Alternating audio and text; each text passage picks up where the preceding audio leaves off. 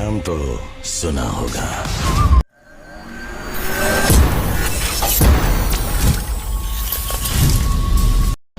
आज का जो वीडियो है वो कॉन्टेक्टर के ऊपर बात करेंगे कि कॉन्टेक्टर क्यों यूज़ किया जाता है। आप देखे होंगे कि जो मोटर कंप्रेसर को चलाने के लिए कॉन्टेक्टर का इस्तेमाल करते हैं। मोटर का अलग अलग कनेक्शन होता है, स्टार डेल्टा कनेक्शन, सिर्फ स्टार कनेक्शन, सिर्फ डेल्टा कनेक्शन है, एक होता है DOL कनेक्शन, डायरेक्ट ऑनलाइन, और पार्ट वाइंडिंग। तो इन सब कनेक्शंस के लिए मोटर के लिए और कंप्रेसर के लिए कॉन्टेक्टर का इस्तेमाल किया जाता है, और ब्रेकर का भी। लेकिन जो आज हम लोग बात करेंगे, मेन बात इस पे भी हो जाएगा, लेकिन मेन जो हमारा फोकस होगा कॉन्टेक्टर के ऊपर कि कॉन्टेक्टर क्यों इस्तेमाल किया जाता है। नॉर्मली ये बात समझ लीजिए, जो ब्रेकर जो है ये सेम NONC है, और ये भी NONC है। NONC है, नॉर्मली क्लोज नॉर्मली ओपन। ये भी नॉर्मली क्लोज नॉर्मली ओपन। तो पहले ब्रेकर पे बात करते हैं ताकि बात को समझाने में आसानी हो। तो अभी ये आपका ऑफ है, तो ये दोनों जो पॉइंट में आप कंटिन्यूटी चेक करेंगे क्लाइम मीटर से, तो वो आपको ओपन बताएगा, क्लोज नहीं बताएगा। ये यानी कि जो 3 फेस आप ला के डालेंगे, यहाँ से आउटपुट होगा और कॉन्टेक्टर में जाएगा।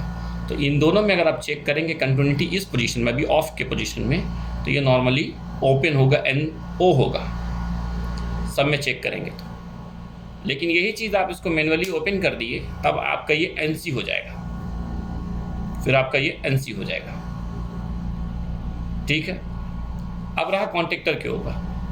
अभी कॉन्टेक्टर का ये आपका सेम NO है, नॉर्मली ओपन है, लेकिन जब ये अंदर जाएगा तो हो जाएगा आपका NC, क्लोज हो जाएगा। फिर आप कंटिन्यूटी चेक करेंगे तब आपको ये कंटिन्यूटी बताएगा। जब आप इसको पुश करेंगे इस तरह से, फिर जब क्लाइम मीटर से आप सब तीनों में चेक करेंगे 1 बाय 1 करके, तो आपको कंटिन्यूटी बताएगा। ठीक है। लेकिन इसमें एक स्विच दिया हुआ है, इसको आप मैनुअली ओपन और क्लोज कर सकते हैं।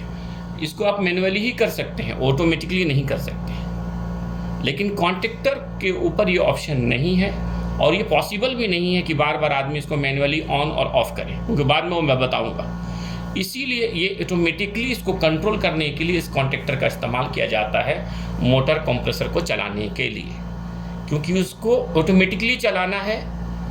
ठीक है, इसकी ज़रूरत है। कोई ऐसा चीज़ ज़रूर हो इस पर, कोई ऐसा पार्ट्स हो, कोई ऐसा इलेक्ट्रॉनिक्स पार्ट्स ज़रूर हो जो ऑटोमेटिकली ऑन ऑफ कर सके ईजिली, आसानी के साथ।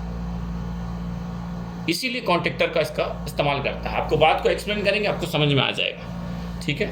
तो ये बात फिर से दोबारा इस पर कि ये आपका जो ये ऑफ रहेगा, तो ये आपका क्या है, NO है, नॉर्मली ओपन है। ठीक है, तीनों में।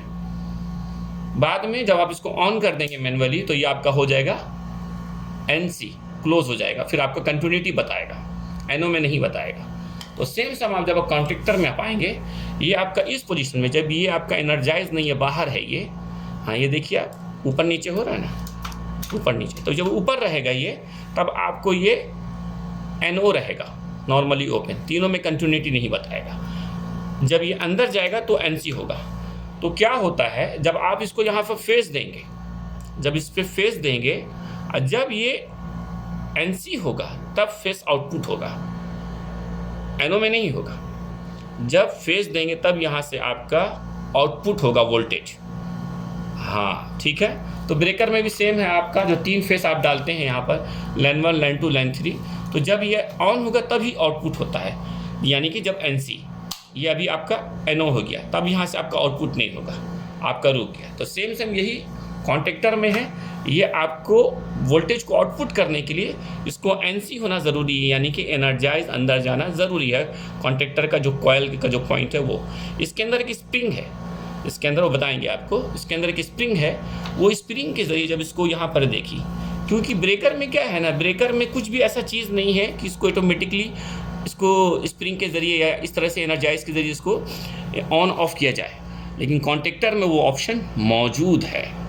कॉन्टेक्टर में देखिए, आप गौर कीजिए, यहाँ पर आपको कितना है, 1 मिनट, इसमें सिर्फ 1 2 3, यहाँ पर भी 3, यानी line 1, line 2, line 3, line 1, line 2, line 3, 3 input है, 3 आउटपुट है, और कुछ भी नहीं है, कुछ भी नहीं है। कैसे कंट्रोल करेंगे? तो इसको मैनुअली ही उसका ऐसा ही डिज़ाइन बनाया गया। लेकिन कंपनी चाहता है कि इसको ऑटोमेटिकली चलाया जाए, इसलिए इसका डिज़ाइन ऐसा किया गया है, बनाया गया है कि उसको ऐसा बनाए। तो क्या किया, इसको लाइन 1, लाइन 2, लाइन 3 यहाँ से आपका आउटपुट हो गया। लेकिन इसके बाद एक्स्ट्रा इस पे एक कोयल वोल्टेज के लिए बनाया गया है कि यहाँ पर आप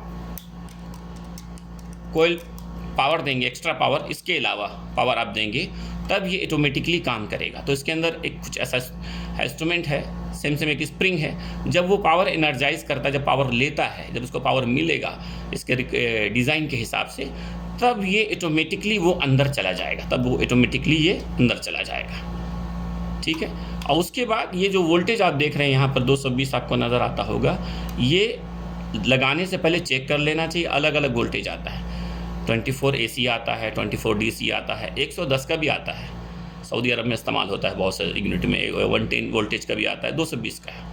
तो जितना जो वोल्टेज लिखा उसके हिसाब से, तो जब आप इसको वो वोल्टेज आप देंगे, और इसमें तीनों में फेस आता होगा, तो जब वो सेम वोल्टेज उसको मिलेगा इस कोयल को, तब उसी टाइम ये आउटपुट आपको मिल जाएगा।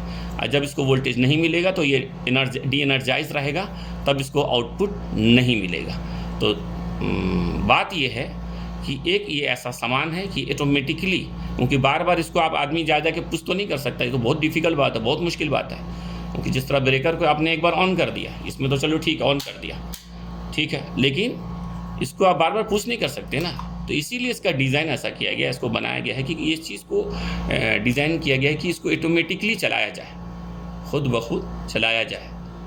ठीक है। तो इसीलिए जब इसको वोल्टेज मिलेगा तो एनर्जाइज हो जाएगा, या अंदर जाएगा, जब वोल्टेज नहीं मिलेगा तो एनर्जाइज नहीं होगा। तो ये 3 फेस के लिए है, ये आउटपुट के लिए है, यानी सेम फेस है। ये यहाँ से आपको कंप्रेसर, ब्लोअर, कंडेंसर फैन जिसके लिए यहाँ आपको आउटपुट जाना है वो है।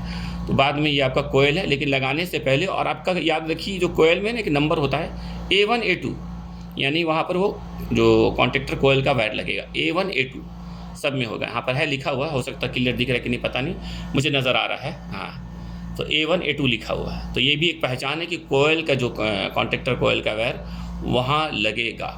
बाद में उसी कॉन्टेक्टर पे आपको साइड पे एक्सोलरी नज़र आता होगा, एक्सोलरी। तो एक, ये दोनों एक हो गया, ये दूसरा 2 हो गया, ये 2 हो गया, यानी कि 2 एक्सोलरी है। तो एक में आपको NO है, एक NC है, यहाँ पे सेम है, ये NO और NC।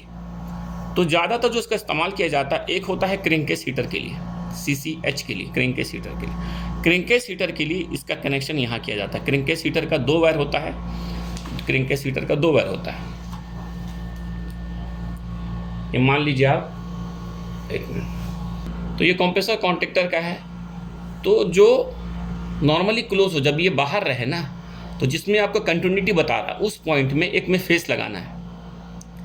हाँ, आप क्लाइम मीटर से चेक करेंगे तो एक NO एक NC होगा। अगर इसमें कोई एक NO है तो दूसरा NC होगा, अगर ये NC है तो ये NO होगा।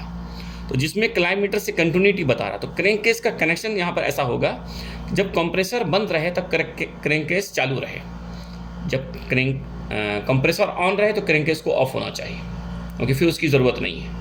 तो क्रैंककेस का कनेक्शन ऐसा रहेगा कि क्रैंककेस का 2 वायर है, एक डायरेक्ट चल जाएगा न्यूट्रल में, जो न्यूट्रल लाइन है वहाँ चला जाएगा, और दूसरा वायर ला के आप यहाँ पर आप लगा देंगे, जो नॉर्मली क्लोज पॉइंट है, आप फेस ला के आप यहाँ लगा दीजिएगा। बस यही है। जैसे वो यानी कि NC है, ये जैसे अंदर गया तो NO हो जाएगा, फिर क्रैंककेस बंद हो जाएगा। तो ये इस कनेक्शन, एक एक्सोलरी इसके लिए दिया गया है। दूसरा जो एक्सोलरी जो दिया गया है वो है रन स्टार्टस के लिए, क्योंकि DDC या BMS को बहुत सा साइट पे ज़रूरत है कि वो चाहता है कि सिग्नल मिले, कॉन्टेक्टर काम कर रहा है कि नहीं, कंप्रेसर ऑन हुआ है कि नहीं हुआ है। तो वही बार बार ऊपर नहीं जाना है, वो DDC के सिग्नल से वो जानना चाहता है कि हमको ऑन है, ऑफ है, ट्रिप है, क्या है।